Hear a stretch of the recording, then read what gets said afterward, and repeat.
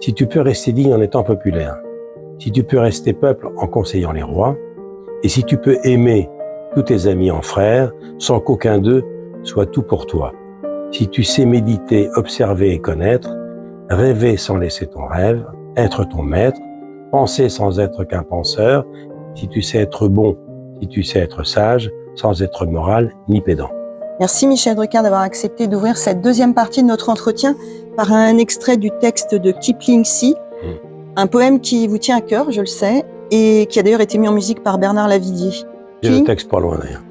Pour reprendre Kipling, mon ressenti est qu'être digne en étant populaire a toujours été votre credo de carrière. Oui. Pensez-vous que ce soit l'une des clés de votre longévité télévisuelle? Alors c'est une bonne question, parce que nul n'est guérissant de son enfance, c'est ma chanson fétiche, la chanson de Ferrat. La famille, qui est derrière moi partout, surtout mes parents. Mes parents ont toujours surveillé ce que je faisais parce qu'ils étaient très angoissés, car chacun le sait, je l'ai écrit, je l'ai dit plein de fois, j'avais des parents venus d'Europe centrale qui voulaient que leurs enfants réussissent et qui voulaient qu'ils soient tous des universitaires ou des gens couverts de diplômes. Chacun sait que j'ai un frère, Jean, dont le visage est avec moi sur le mur de mon bureau, Grant Hénard, qui est lancé M6, qui a dirigé RTL, qui était mon idole, qui est parti il y a plus de 20 ans dans des circonstances tragiques, et mon frère Jacques, qui lui est un jeune grand médecin, le père de Léa Drucker, la comédienne brillante, qui était déjà césarisée, qui lui est un grand médecin, et moi au milieu, chacun sait que j'ai choisi une autre voie.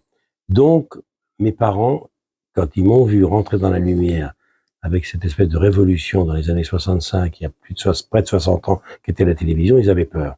Et ils avaient raison d'avoir peur, parce que c'est très dangereux la télévision.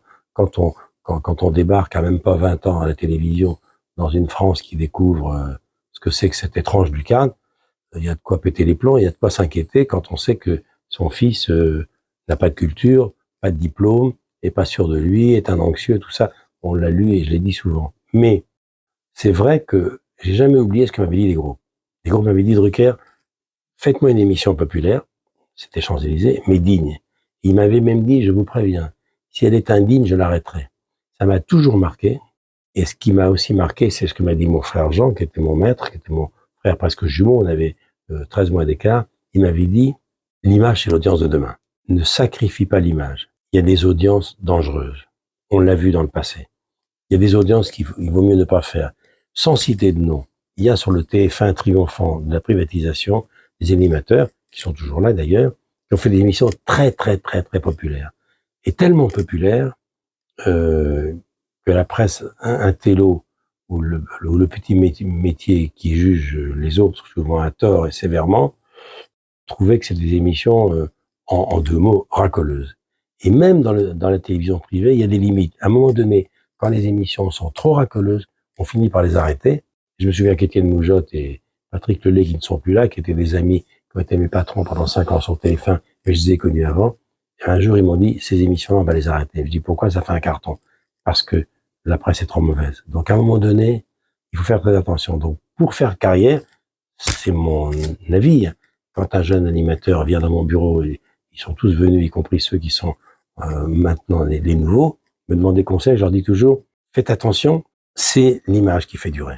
Quand on parle de Pivot, quand on parle de Bunel, quand on parle de Chancel, quand on parle de tous ces animateurs brillants, quand on regarde leurs scores, ils n'ont pas fait des émissions qui font des gros scores, mais tellement forts en image. Quand on parle de Pivot, tout le monde connaît Pivot. Et tout le monde se souvient de la trace brillante et digne qu'a laissé Pivot. Idem pour Chancel, idem pour François Bunel avec la grande librairie. Et les exemples sont multiples. Donc j'ai toujours essayé, mais les chanteurs vous diront la même chose. Vous demandez à Bruel, la grande peur qu'il avait au moment de la Bruel Mania, c'est d'être populaire à la manière de Claude François et de pas durer. Pour s'inscrire dans la durée, c'est ce que je pense moi, parce que je commence à avoir de l'expérience, il faut de temps en temps ne pas insulter l'avenir, et pour ne pas insulter l'avenir, il faut surveiller la qualité de ces émissions. Car on est tenté dans cette époque de grande concurrence, avec la fameuse ménagère de moins de 50 ans qui est devenue la responsable des achats, il faut faire le buzz, il faut faire des scores. Et c'est très tentant. Pour faire un gros score à la télévision, on sait ce qu'il faut faire. On prend quelques animateurs bien populaires, souvent borderline, on prend quelques tubes, on prend ça et puis roule. Sauf que si on fait pas gaffe, eh bien on oublie que Céline Dion n'est pas incompatible avec Barbara, et on peut recevoir Bruel et parler de Barbara, et on peut recevoir Gad Elmaleh et parler de Raymond DeVos, et aussi on peut mélanger les gens. Vous allez voir je les ai visionnés déjà, les 2 documentaires sur les 40 ans de Champs-Élysées. Je m'aperçois avec le recul maintenant, et j'avais un peu oublié, qu'on a mélangé les genres, mais qu'on faisait quand même très très attention avec Françoise Coquet à pas trop déraper. Alors quand on dérape avec Bedos, avec Coluche, avec Le Luron, avec des proches, c'est pas grave, car on a dérapé avec des génies de leur époque, comme avec les nuls. Mais on peut pas déraper avec n'importe qui. Et ça, c'est un souci quotidien. Moi, j'y pense tous les jours. Quand on fait une émission de télé, on la compose, je dis attention, ça, on est sûr que ça va marcher, mais attention, il faudrait aussi pas oublier, voilà, on peut faire rire avec un rire facile et essayer de faire rire avec un rire plus sophistiqué. Et c'est là où le rôle du médiateur, le rôle de l'animateur est un rôle essentiel. Il faut soi-même savoir le faire. J'ai mis des années à apprendre à faire ça. Je l'ai appris relativement tôt parce que Vivement Dimanche, puisqu'il y a l'affiche au-dessus. Vivement Dimanche, le titre, je l'ai emprunté à quelqu'un qui était mon copain, que personne ne sait, qui était François Truffaut. Truffaut me disait toujours, à la deuxième question d'un journaliste, je vois s'il a vu mon film ou s'il n'a pas vu mon film. Ou s'il a lu mon livre ou pas. Donc j'ai toujours retenu ça, et j'ai toujours retenu ce que m'a dit à mes débuts, il y a très très longtemps, Pierre Desgros. Michel, si vous voulez durer, et Zitron me disait la même chose. Si vous voulez durer, Michel, il faut être éclectique, polyvalent, et il faut se concentrer aussi bien avec un SDF qu'avec un prix Nobel, avec un boxeur ou avec un intellectuel. C'est pour ça qu'on a toujours essayé d'équilibrer tout ça, et c'est un souci quotidien que j'ai un peu moins maintenant, parce que maintenant ma carrière elle est derrière moi, et toutes les années qui me restent à faire. S'il y a vraiment une époque où je ne vais pas sacrifier l'image, c'est bien maintenant. Et ça se voit déjà dans Champs-Élysées. Oui, absolument. 1983, c'est une course d'audience, un face-à-face avec la série culte Dallas que diffuse TF1 en prime time, un match que vous gagnez. Par Image d'ailleurs vous emmène à la rencontre de JR et Bobby à Hollywood pour les rencontrer en titrant Le gentil entre le bon et le méchant. Oui, je m'en souviens très bien. Quel souvenir gardez-vous de cette rencontre? Je garde surtout le souvenir des coulisses des premières grandes séries américaines qui ont conquis le monde. Quand j'ai rencontré Hagman, quand j'ai rencontré Dufy, quand j'ai rencontré Linda Gray, etc. Je suis resté 8 jours à Hollywood, j'ai visité tout ça. Je connaissais un peu l'Amérique d'Hollywood par ma femme Dani qui avait habité des années là-bas quand elle était l'épouse de Maurice Jarre. Donc j'ai regardé comment ils faisaient. C'était les prémices des grosses séries américaines qui ont inondé, et avec quel succès. Il y avait évidemment Dallas qui a inondé, mais il y avait 2 flics à Miami, il y avait Miami Vice, il y avait beaucoup de séries américaines. J'ai vu comment ça se fabriquait, et ça a inondé le monde pendant 40 ans, 50 ans, et ça s'est essoufflé. Puisque maintenant, les grands succès, surtout dans le service public, entre autres, et même sur TF1, des grandes séries françaises, polars, du samedi soir, du dimanche soir, surtout sur France Télévisions, sont plus suivis que les séries américaines. C'est-à-dire que les auteurs français, des fictions, ont rattrapé et dépassé l'Amérique. Mais je garde le souvenir, moi, c'était extraordinaire. J'ai vu comment se tournait Dallas, c'était impressionnant. Je me souviens, ils arrivaient à 5 heures du matin au maquillage, ils tournaient 7 jours sur 7, payaient des fortunes, ils faisaient que ça. C'est la chaîne, c'était l'usine. Toutes ces séries américaines de l'époque, et surtout Dallas, j'étais sidéré. Par exemple, je me souviens qu'une fois, le producteur m'a dit, on m'a fait tout visiter. J'en ai reparlé avec Hagman et Dufy quand ils sont venus me voir dans Champs-Élysées. Et c'est vrai que j'étais sidéré. Par exemple, il y a une journée, on ouvrait des portes et on décrochait des téléphones avec des vêtements différents. Alors il faisait un plan en bas, il montait sur l'immeuble. C'est tous les plans des séries américaines. Quand on monte sur l'immeuble de bas en haut, on sait qu'on va avoir une porte d'un bureau qui va s'ouvrir et un téléphone qui va sonner. C'était comme ça. Et puis il y avait JR, j'écoute. Et c'était Larry Hagman. Très bien. Bon, monsieur Hagman, on va faire la même avec un autre chapeau. JR, j'écoute. Et pendant une journée, ils ont fait uniquement des portes qui s'ouvraient et Hagman arrivait avec cravates différentes, vêtements différents. Et ils posaient le chapeau, coupé, on l'a refait. Ils en ont fait des centaines en quelques jours, qui dispatchaient après dans toutes les séries avec la technologie. Comme un puzzle, quoi. Puzzle. Ensuite, on a fait le ranch. Ouverture du ranch, Dufy, on ferme les portes. Ouverture du ranch. Et après, tout ça a été dispatché. C'était l'usine à gaz. ils gagnaient beaucoup d'argent, mais c'était la même chose beaucoup plus tard pour Friends. Friends, ça a été ça, une autre cadence, mais c'était la même technologie. Et on tourne parce que c'est des séries qui vont dans le monde entier. Donc après, c'est dispatché. Et alors, il faut voir le travail des scripts. C'était l'usine. C'était le contraire d'une série française, Crime à Brest ou Crime à Besançon. Un travail de comédien passionnant, donc. Hein, ouais. Mais ils ont été, pendant 10 ans, les rois du monde. Comme 50 ans après, les acteurs de Friends. En tout cas, Champs-Élysées a battu Dallas. Enfin, ça faisait la une des journaux. Hein. Oui. La une de François. Toutes les semaines, on avait les audiences. Qui va battre qui. Et attention, la violence de la concurrence et des audiences, c'était il y a 40 ans. Bien sûr, pas bien sûr. Il y avait moins de chaînes. C'est encore plus sauvage. Maintenant, c'est devenu énorme. Et il n'y a même pas encore médiamétrie. C'est tellement dilué maintenant. Oui, puis maintenant, il y a les replays, toutes les cibles. Moi, j'ai découvert ça surtout quand j'ai fait la quotidienne, quand on a fait la quotidienne qui avait su de Gabriel, Jean-Pierre Elkabbach, j'ai découvert ce que c'était que les palpitations entre 9h et 9h25 quand tombent les audiences. Bon, je peux vous dire, Cyril Hanouna ou Anne-Elisabeth Lemoine ou Yann Barthès, je sais ce qu'ils vivent. Hein. C'est tous les jours les audiences.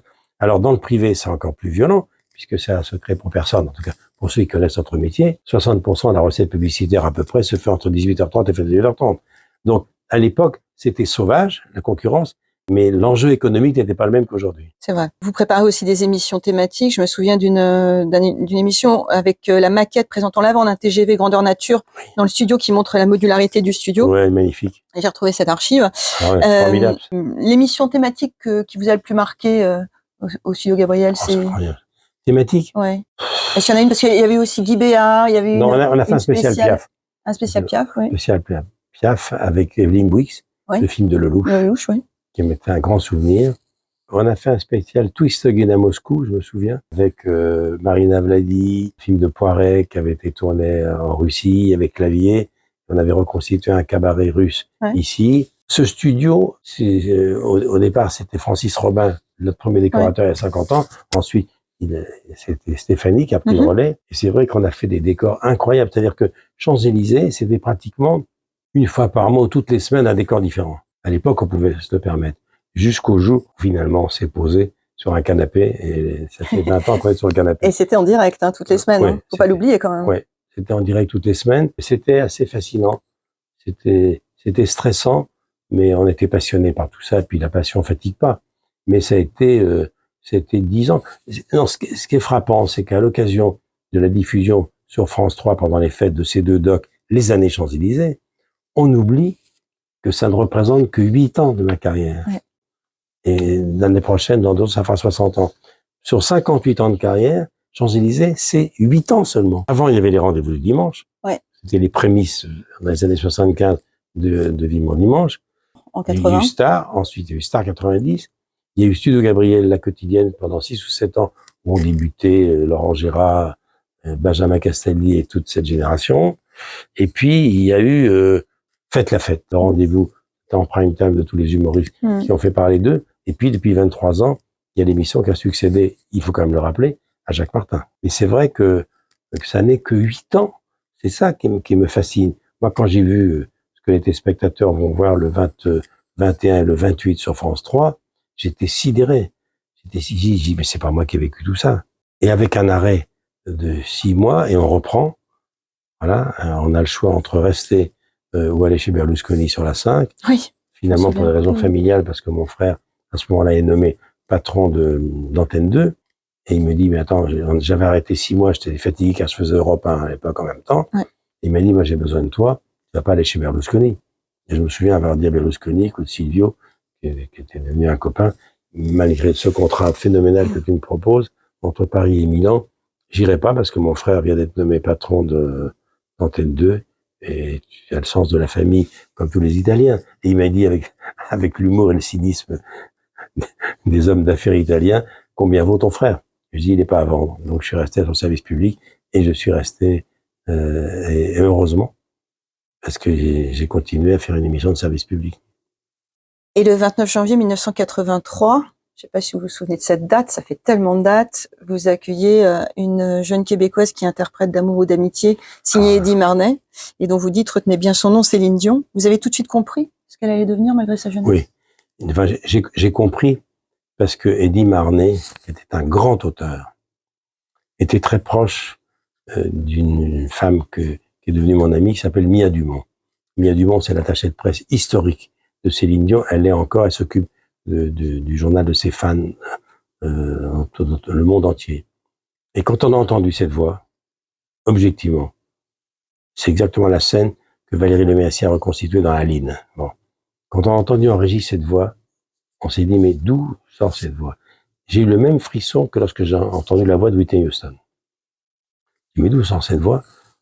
Moi, j'étais dans la coulisse, elle a commencé à répéter, et je vois cette petite-là qui était... ces images sont passées partout, et elles sont dans le film de Valérie Lemercier, Aline. Elle était gauche, maladroite, angoissée, elle ne sait pas sourire, elle était mal fagotée, comme l'on dit dans la France profonde. Et en réalité, René Angélil, que je connaissais de nom, qui était là en régie, il m'a regardé et me dit, mais c'est incroyable, elle a quel âge? Elle doit avoir 15 ans. Et il m'a dit, tu vas voir, elle va aller loin. Et elle a chanté d'amour et d'amitié, elle est revenue souvent, ça a été le départ. Et puis on est devenus amis, j'ai suivi toute sa carrière, je suis allé chez elle, je suis allé en vacances à Miami, je suis devenu très très proche de René Angélil, jusqu'à sa mort. Puis après, c'est une page qui s'est tournée parce qu'on n'a pas vu Céline beaucoup. Elle est toujours pas revenue parce qu'elle n'était pas en bonne santé. Et c'est vrai que lorsqu'elle a démarré là, on n'avait pas conscience qu'on mettait dans la lumière pour la première fois en Europe une star qui deviendra planétaire. Ça, c'est vrai que quand on revoit les images, ils ont ressorti l'original dans le film Aline, Valérie Lemercier. C'est assez impressionnant. Elle chantait déjà vachement bien. Fin février 84, vous déclarez à Télérama: mon rêve serait qu'il se passe en direct quelque chose de totalement imprévu. Oui. Alors, il me semble que de ce côté-là, vous avez été un peu servi par la suite entre Whitney Houston et Serge Gainsbourg, et puis Thierry Leluron qui chante, on le voit très souvent, l'emmerdant c'est la rose. Alors est-ce que c'était un rêve ou un cauchemar, Michel, du coup? C'était les deux, mais il n'y a pas eu que ça, parce que quand j'ai visionné, quand j'ai vu, moi, ce que les téléspectateurs vont voir le 21 sur la 3 et le 28, j'ai découvert d'autres choses qui n'étaient pas prévues. Desproges, Les Nuls, Bedos, Jean Poiret, qu'est-ce qu'on a balancé?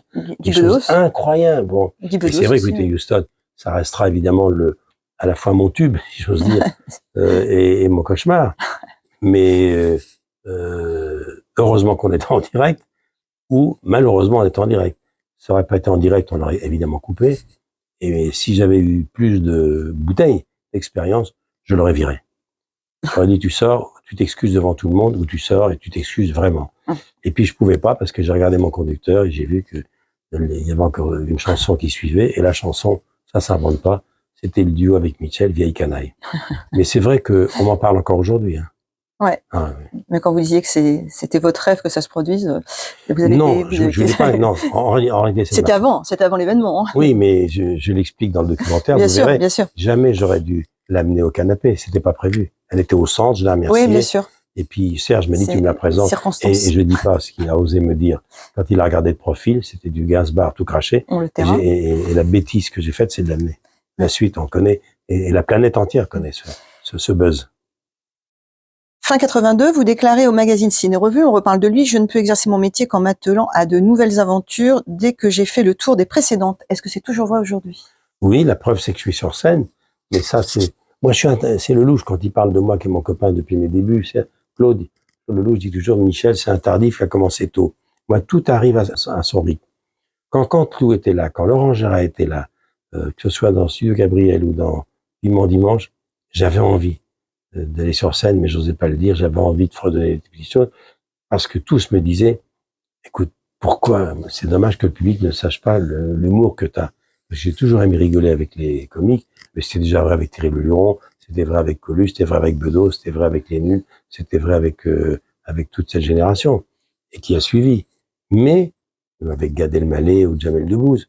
Mais c'est vrai que j'y pensais, et je savais qu'il fallait que je me lance dans cette aventure, et c'est grâce, si j'ose dire, même si le mot n'est pas approprié, à mon hospitalisation que j'ai fait ça, parce que j'avais fait un premier spectacle, qui était un spectacle de conteur, qui avait été plutôt bien reçu, mais je voulais en faire un autre où je me lâchais davantage, où j'étais plus acteur d'un texte que j'avais écrit, et je l'ai écrit à l'hôpital quand j'étais en rééducation, et ça m'a beaucoup marqué. D'ailleurs, si vous regardez les photos qui sont au mur de mon bureau, eh ben, il y a la photo des 2 personnes qui m'ont sauvé la vie, le directeur de la cardiologie de Pompidou, monsieur Agel, et Paul Achou, qui est le chirurgien, qui lui a fait des miracles, car j'étais mal en point.